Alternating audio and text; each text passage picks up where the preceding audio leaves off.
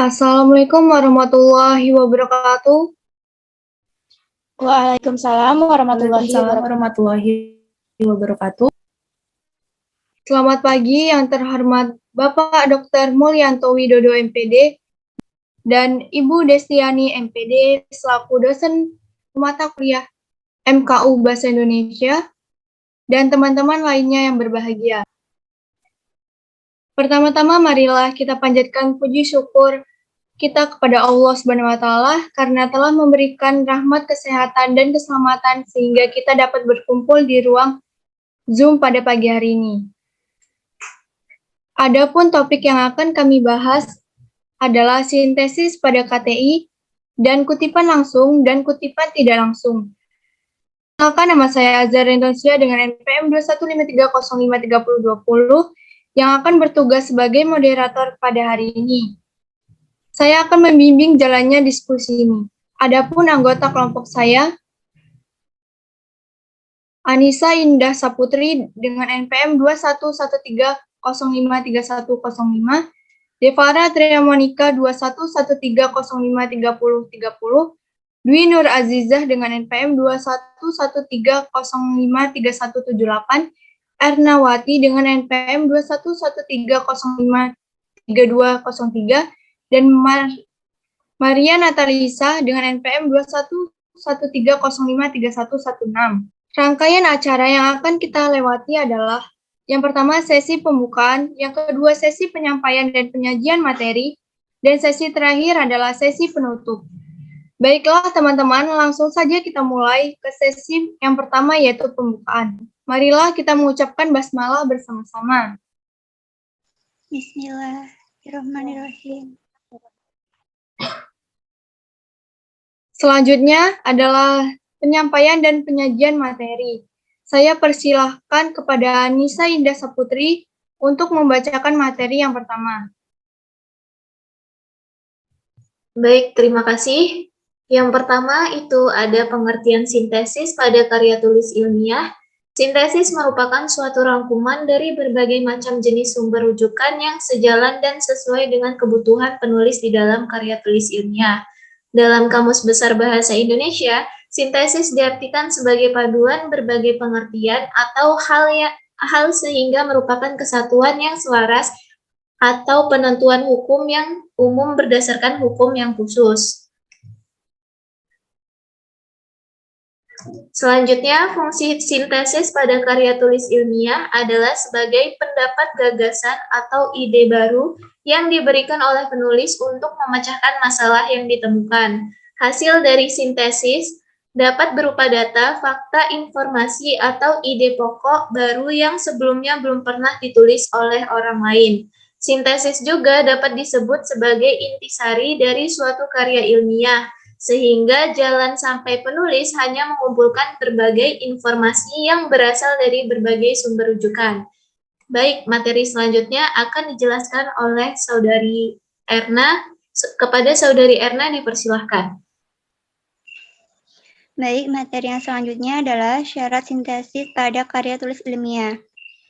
Dalam penyusunan sintesis terdapat 5 syarat yang harus dipenuhi. 1. Penulis harus objektif dalam mengutip pendapat ahli.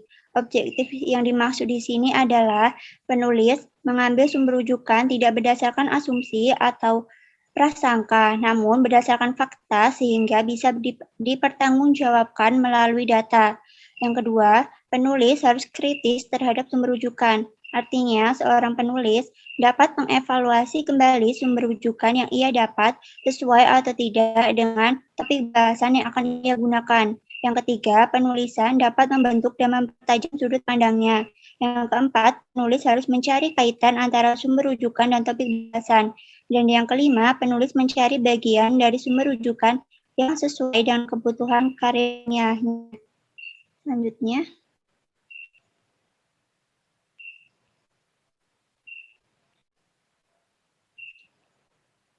Cara penulisan sintesis pada karya tulis ilmiah.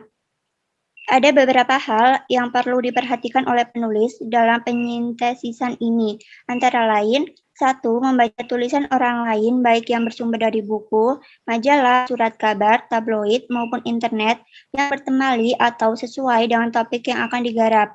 Yang kedua, mencatat pernyataan, pendapat, dan batasan dari berbagai sumber yang bertemali dengan topik bahasan. Yang ketiga, mengumpulkan berbagai catatan tersebut dalam buku catatan, logbook, atau bisa ditulis di komputer dengan file tertentu. Yang keempat, mengelompokkan berbagai informasi yang sudah didapat tadi berdasarkan sub-sub topik bahasan.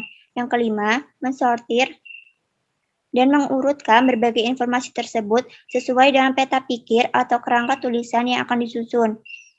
Yang keenam, menciptakan pengetahuan baru berupa gagasan, pendapat, atau ide baru melalui pemaduan beberapa bahan bacaan dari berbagai penulis lainnya dalam bentuk paragraf. Materi yang selanjutnya akan dibacakan oleh rekan saya. Kepada Devara dipersilakan. Baik, terima kasih. Saya akan menjelaskan tentang contoh kalimat sintesis pada KTI. Contoh kalimat yang belum disintesiskan. Salah satu upaya dari para guru untuk menciptakan suasana edukatif kreatif adalah kemampuan guru dan pengajar membuat tulisan kreatif yang mencakup berita, opini, puisi, dan cerita pendek. Namun, tradisi penulis di media massa bagi guru maupun dosen masih belum berjalan seperti yang diharapkan. Akan tetapi, jika hanya mengikuti era globalisasi dengan memanfaatkan pelayanan teknologi informasi, tampaknya guru dan para pengajar dapat melakukan dengan optimal dalam konteks berurusan dengan era globalisasi. Para guru dan dosen diharapkan mampu cukup terampil dalam dunia jurnalistik. Paragraf di samping terdiri dari 4 kalimat. Terlihat bahwa penulis hanya memindahkan kalimat tanpa memadukan informasi. Sebenarnya, 3 kalimat sebelumnya sudah mengandung topik atau pokok bahas mengenai keterampilan guru dan dosen dalam dunia jurnalistik. Akan tetapi, 3 kalimat tersebut masih mengulang-ulang dan tidak efektif. Apabila kalimat di samping kita sintesiskan, maka jadilah tradisi penulis di media massa bagi guru maupun dosen masih belum berjalan sesuai yang diharapkan. Dengan mengikuti perkembangan iptek di era globalisasi, para guru dan dosen dalam melakukan keterampilan jurnalistik di media massa dengan optimal. Kutipan langsung dan tidak langsung pada KTI. Materi berikutnya akan dijelaskan oleh rekan saya, Maria Natalisa. Baik, materi yang selanjutnya yaitu pengertian kutipan, kutipan langsung, serta kutipan tidak langsung. Kutipan adalah kalimat, ide atau gagasan milik orang lain yang diambil oleh penulis. Terdapat 2 macam kutipan, yaitu kutipan langsung dan tidak langsung. Kutipan dari pendapat berbagai tokoh merupakan esensi dalam penulisan sintesis. Kutipan dilakukan apabila penulis sudah memperoleh sebuah kerangka berpikir yang mantap.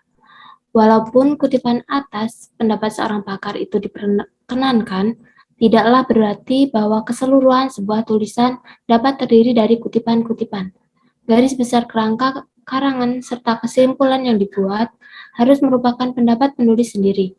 Kutipan-kutipan hanya berfungsi sebagai bahan bukti untuk menunjang pendapat penulis.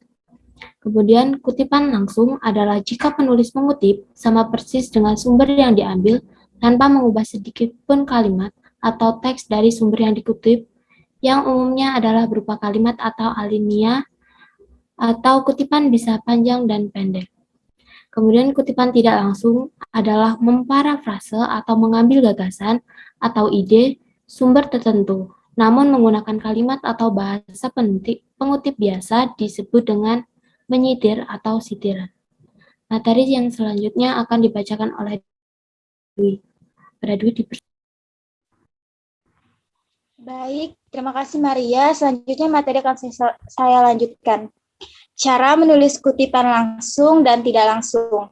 Prinsip-prinsip dalam mengutip secara langsung pada karya tulis ilmiah yaitu 1. Tidak mengubah apapun dari materi yang dikutip atau dibiarkan apa adanya. 2. Pengutip boleh menghilangkan bagian yang dikutip apabila berdampak kepada perubahan makna. 3. Kutipan langsung pendek jika kutipan tidak melebihi 4 baris. Kutipan diintegrasikan langsung ke dalam teks dengan jarak baris kutipan sama dengan jarak baris teks yang ada. Kutipan diapit oleh tanda kutip. Dan disertakan nama belakang pengarang, tahun publikasi, serta nomor halaman. Dan yang keempat, kutipan langsung panjang apabila melebihi 4 baris, maka kutipan dipisahkan dengan badan teks. Adapun prinsip-prinsip mengutip secara tidak langsung pada karya tulis ilmiah, yaitu 1. Penulis hanya mengutip ide pokok. 2. Kutipan dimasukkan ke dalam badan naskah. 3. Jarak kutipan dengan jarak badan teks sama dan tidak menggunakan tanda kutip. 4. Apabila kutipan diambil dari 2 sumber rujukan atau lebih, maka antara sumber rujukan ditulis tanda titik koma, serta penulisannya dilakukan berturut-turut berdasarkan alfabet. 5. Apabila kutipan diambil dari sumber yang tidak lengkap, maka disesuaikan. 6. Apabila ditulis sesudah teks kutipan, rujukan ditulis di antara tanda kurung. 7. Apabila ditulis sebelum teks kutipan, nama akhir sesuai yang tercantum di dalam daftar pustaka masuk dalam teks dan diikuti dengan tahun terbit di antara tanda kurung.